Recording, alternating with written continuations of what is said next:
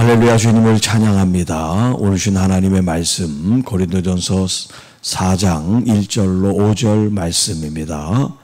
그리스도의 일꾼이라는 제목을 함께 말씀을 나누겠습니다.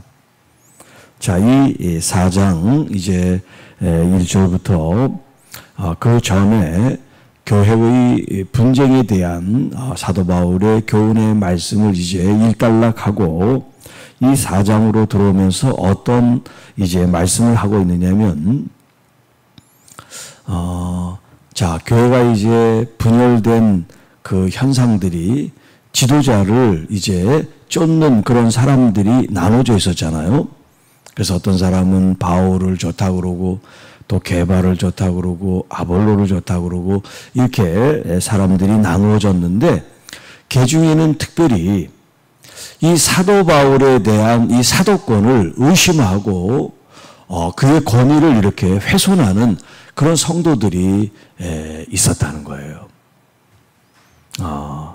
그래서 지금 사도 바울이 자신에 대한 변호라 그럴까, 변론이라 그럴까, 자신에 대한 지금 이 이야기를 하고 있어요. 자, 사람이 마땅히 그리스도 마땅히 우리라고 하는 것은 이제 사역자들, 지도자들을 가리키는 거예요.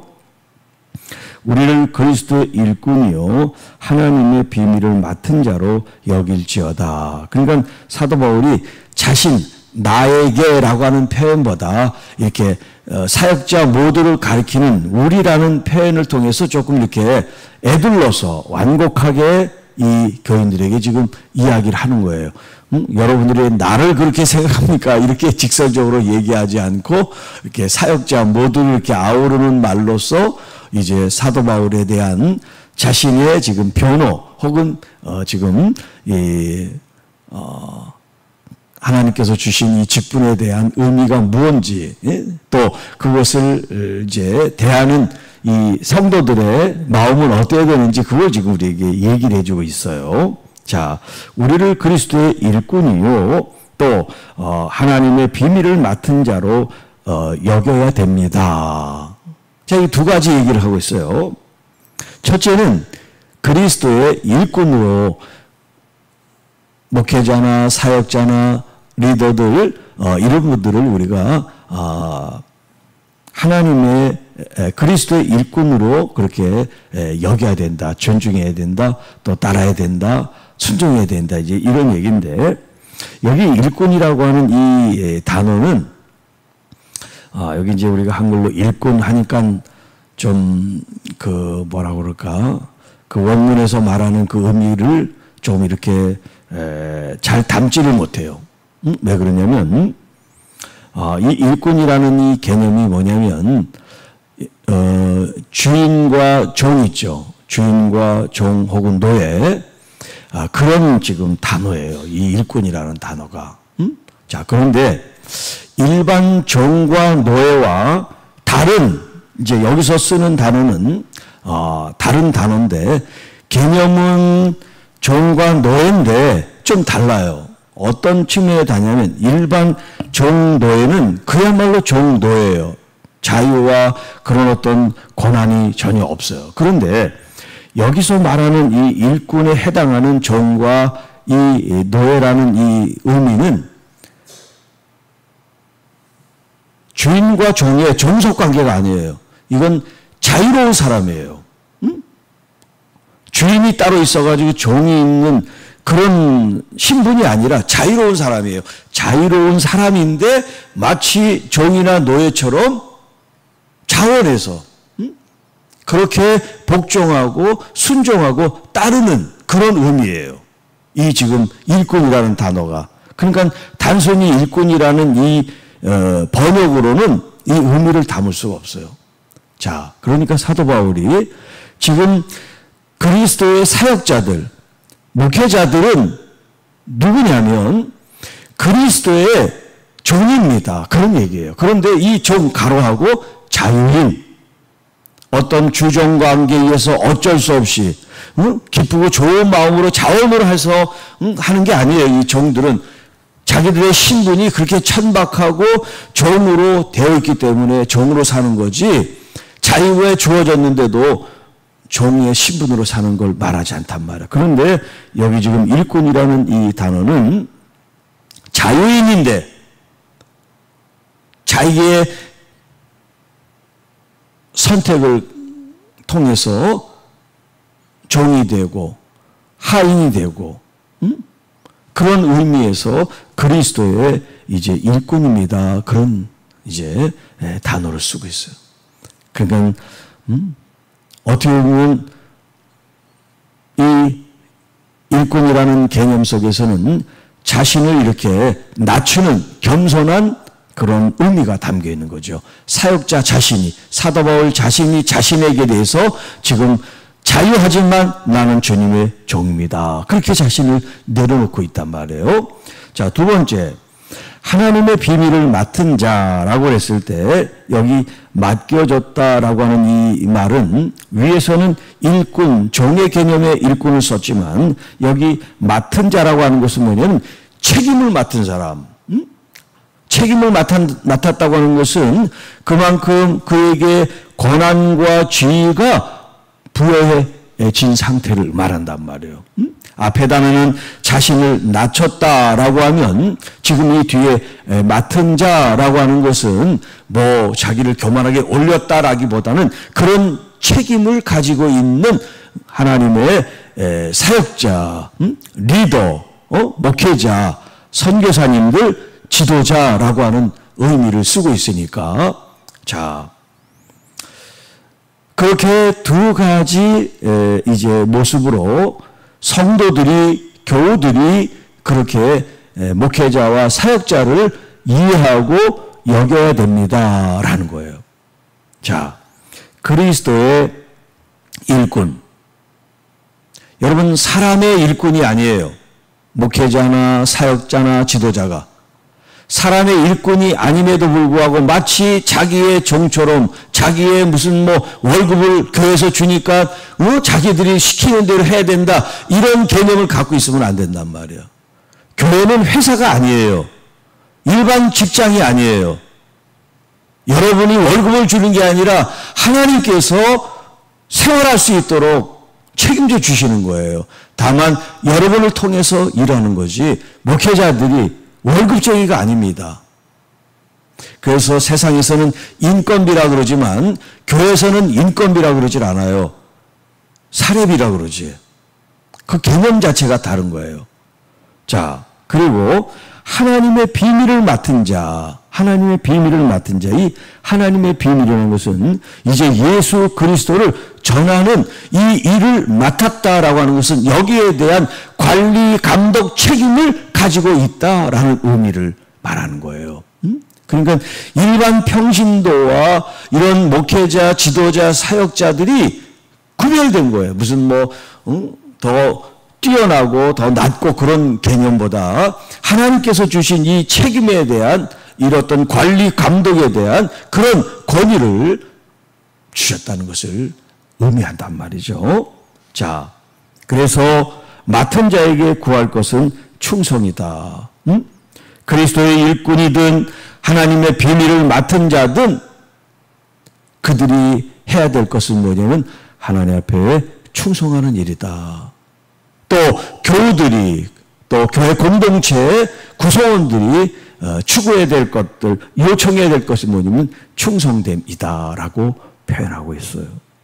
자, 너희에게나 다른 사람에게나 판단받는 것이 내게는 매우 작은 일이라. 이 말은 뭐냐면 지금 이 고린도 교회 성도들이 사도 바울에 대해서 이러쿵 저러쿵 너무나 말이 많다는 거예요. 근데 그게 뭐냐면 결국 판단하는 일이야. 저 사람이 나쁘다, 저 사람이 어떻게 했다, 뭐가 잘못됐다, 뭐 어땠다, 하여튼 이게 다 좋은 칭찬, 좋은 격려, 인정하는 말보다는 다 깎아내리는 비난의 말이고 판단의 말이란 말이에요. 그런데 사도 바울은 그런 말에 대해서 그렇게 크게 신경 쓰지 않는다는 거예요. 사람들이 나를 판단하든 정죄하든 그게 나에게 그렇게 큰 영향을 주지는 못합니다. 자, 내가 영향을 받지 않는다고 그런 비난하고 판단하는 게 옳은 일이냐? 그건 아니지요. 그건 아닌데 사도 바울 그 자신이 그걸 그렇게 큰 일로 영향을 받지 않습니다. 그런 얘기를 하는 거예요. 나도 나를 판단하지 않는데 내가 자책할 아무것도 깨닫지 못한다는 것은 크게 잘못하는 바가 없습니다. 그 얘기예요. 자신을 돌아볼 때, 객관적으로 돌아볼 때 내가 여러분들에게 크게 잘못한 일이 없음에도 불구하고 여러분들은 나에 대해서 이러쿵저러쿵 비난을 하고 판단을 하고 있습니다. 라고 얘기를 하는 거예요. 자, 여기 자책할 일이 아무것도 없지만 자, 이런 일이 의롭다 함을 받지는 못합니다라고 하는 것은 뭐냐면 자신이 사역을 하고 목회를 할 때 사람들한테 비난받을 일을 하지 않았다고 해서 그것이 주님 앞에 의로운 일이다 말할 수는 없단 말이에요. 왜냐하면 이 사도 바울에게는 믿음으로 말미암아 의롭게 된다는 이 어떤 그 기조가 있기 때문에 그가 잘했느냐 못했느냐 이런 게 주님 앞에 의롭다 의롭지 않다 판단받는 일이 아니기 때문이다 이런 얘기예요. 다만 나를 심판하실 일, 나를 판단하실 일은 누구시냐? 오직 그리스도 주님밖에 없습니다. 주님이야말로 사역자들, 목회자들을 판단하실 분이지 일반 성도들이 목회자나 사역자나 선교사님들을 이러쿵저러쿵 이야기하면 안 된다. 이 얘기를 지금 하고 있는 거예요. 그러므로 때가 이르기 전 곧 주께서 오시기까지 주님께서 재림하실 그때가 그 날이 이제 다가올 텐데 그때까지 우리들이 이러쿵저러쿵 판단하고 비난하고 정죄하는 일들이 옳지가 않습니다. 왜? 주님이 마지막 때가 오시면 그때 사역자들 먼저 목회자들을 먼저 주의 종들을 먼저 주님께서 심판을 하시기 때문에 그렇습니다. 그래서 그때까지 아무것도 판단하지 마십시오. 그가 어둠에 감추인 것들을 드러내고 그는 누굽니까? 바로 심판하실 주님을 가리키죠. 주님께서 어둠에 감추인 것들을 드러내고 마음의 뜻을 나타내시리니 그때 각 사람에게 하나님으로부터 칭찬이 있을 것입니다. 목회자, 선교사, 사역자, 지도자뿐만 아니라 일반 성도 여러분들도 그때가 돼서 주님의 칭찬을 받게 될 겁니다. 자, 그래서 사역자가 됐든 또 성도들이 됐든 우리들이 다 그리스도의 일꾼, 자유로운 신분이지만 자처해서 나는 주님의 종입니다. 나는 주님만을 위해서 순종하고 복종하고 헌신하겠습니다. 이것이 우리 모두의 자세, 마음가짐이라고 할 수가 있어요. 청지기, 종으로서 또 하나님의 비밀을 맡은 자로서 오직 주님께 충성하며 하나님 나라를 위해서 십자가의 군인들처럼 앞으로 전진해 나가는 하나님의 교회와 성도들이 되게 하셔서 주님 오실 그때 마지막 때 우리 주님의 인정과 칭찬을 받는 우리 교회와 성도들 모두가 되게 하옵소서. 이제 오늘 거룩한 주일을 위하여 잘 예비하게 하시고 아픈 우리 환우들 우리 주님의 보호와 인도하심이 있게 하시고 우리의 모든 상처와 질병으로부터 치유되고 회복되는 은혜가 넘치게 하옵소서.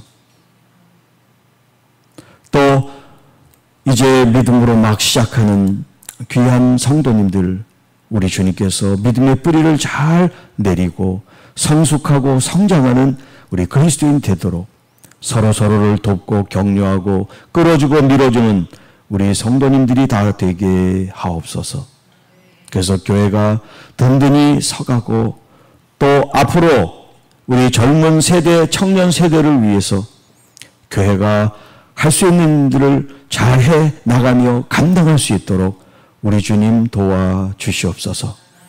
그래서 다음 세대 우리 자녀들이 행복한 정말 신앙생활을 할 수 있는 그런 우리 교회, 우리 성도들이 되게 하옵소서.